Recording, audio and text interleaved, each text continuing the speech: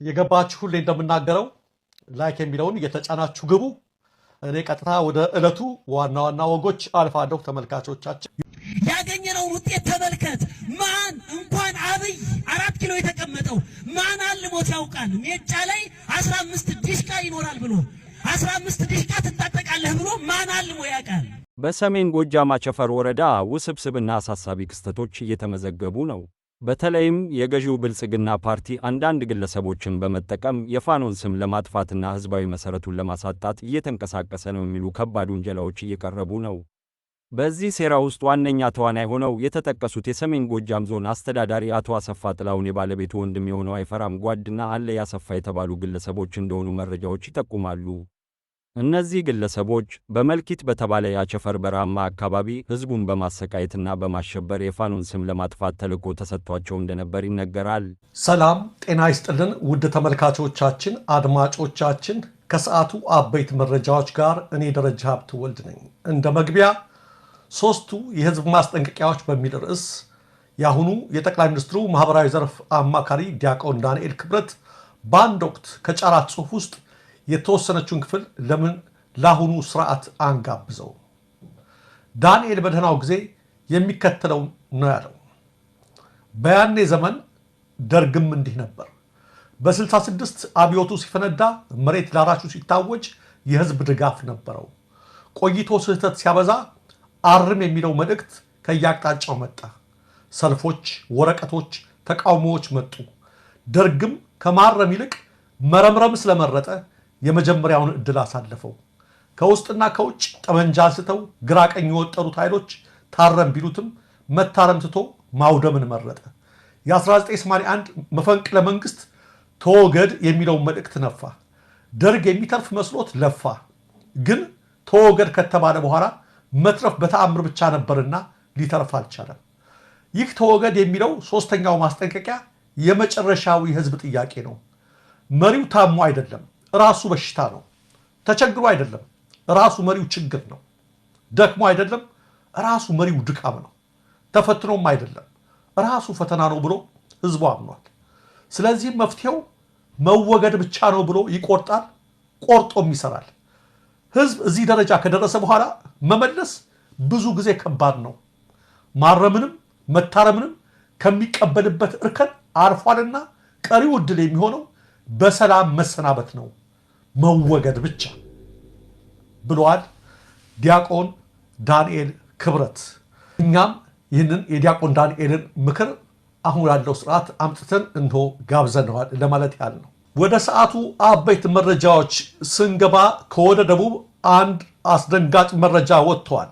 ግዳጅ ላይ ለነበሩ አባላት ስንቅ ሲወስድ በነበረ ፓትሮል ላይ ጥቃት ተሰንዝሮ አንድ የጸጥታ አባል ሲገደል 5 አባላት ከባድ ጉዳት እንደደረሰባቸው ታውቋል።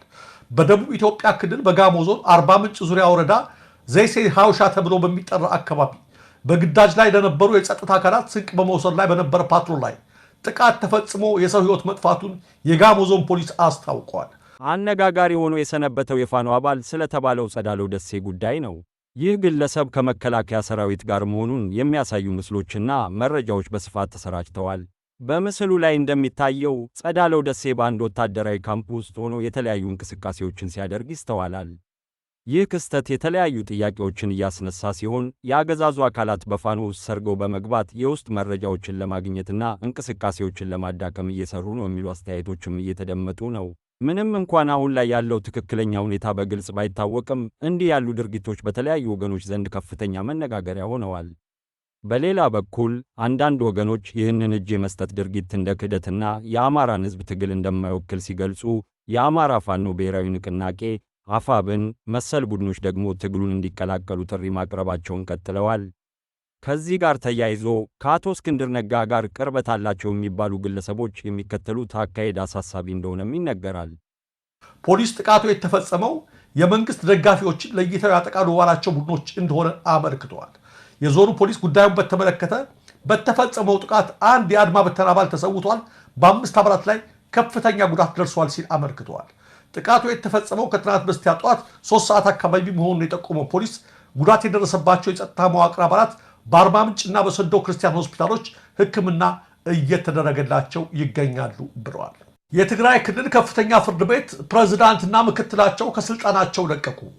የትግራይ ከፍተኛ ፍርድ ቤት ፕሬዝዳንትና ምክትላቸው በፈቃዳቸው ከስልጣናቸው እንደለቀቁ ተገልጿል። ግንቦት 5 ቀን 2017 ዓ.ም ከፕሬዝዳንት ታደሰ ወረደ ጽሕፈት ቤት የወጣው ደብዳቤ ሁለቱ ባለስልጣናት ማለትም አቶ ጸጋይ ብርሃነ ገብረ ተክለንና አቶ ገብረ አምላክ ያበዮ በራሳቸው ፍላጎት ስልጣናቸውን መልቀቃቸውን ያመለክታል።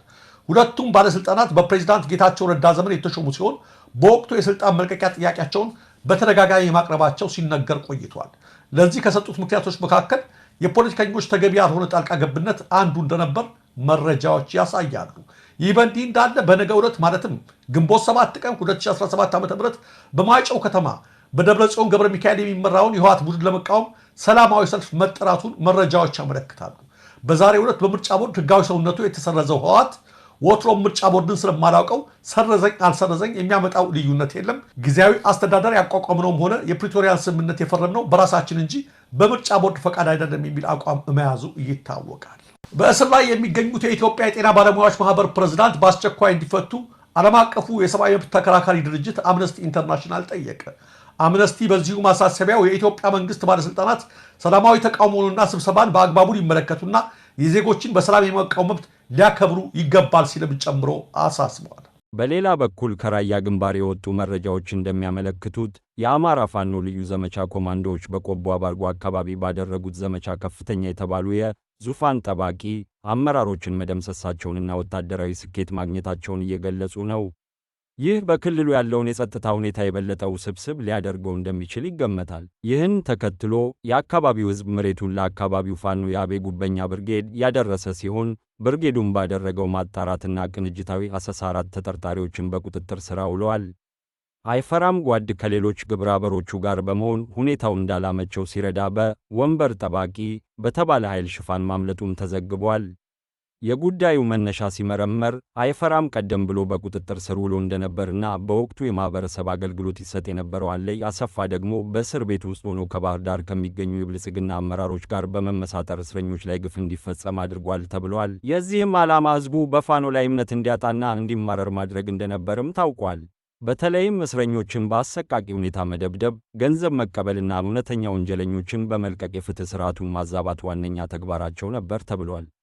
በተጨማሪም በድንገተኛ ፍተሻ የብርጌድ ከፍተኛ አመራሮች የማያውቁት ከፍተኛ መጠን ያለው የጦር መሳሪያ፣ የተለያዩ አይነት ጥይቶች፣ 1620 ተተኳሽ፣ 9 የእጅ ቦምብ፣ 1300 የብሬን ጥይት እና ከ1,300,000 ብር በላይ ገንዘብ በቁጥጥር ስር መዋሉ የሴራውን ስፋት ያመለክታል ተብሏል። የአቤ ጉበኛ ብርጌድ የተፈጸመውን ለህዝብ ካሳወቀ በኋላ ተጠርጣሪዎቹ ለተጨማሪ ምርመራ ወደ እስር ቤት እንዲመለሱ ቢደረግም እስር ቤት ተሰበረ በሚል ሽፋን ግለሰቦቹ አመልጦ ወደ መልኪት በረሃ በመግባት የቀድሞ ተልኳቸውን መቀጠላቸው ተነግሯል።